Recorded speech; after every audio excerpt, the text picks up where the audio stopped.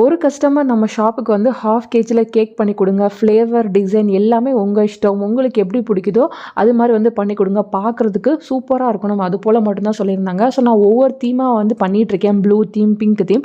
So அதில் next வந்து yellow theme பண்ணலான்னு பிளான் பண்ணேன். ஸோ எல்லோ கலரில் என்னென்ன சாக்லேட்ஸ் இருக்குது, நபாட்டி இருக்குது, அதெல்லாம் வந்து செலக்ட் பண்ணி எடுத்துக்கிட்டேன். ஸோ நான் பார்த்திங்கன்னா இந்த டிசைன் தான் வந்து அவங்களுக்கு வந்து பண்ணியிருந்தேன், பவுன்ஸ் பிஸ்கட்லாம் வச்சு பண்ணியிருந்தேன்.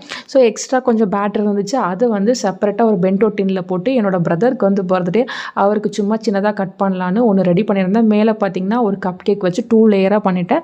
ஸோ ரெண்டுமே பார்த்தீங்கன்னா ரொம்ப சூப்பராகவே வந்துருந்துச்சு.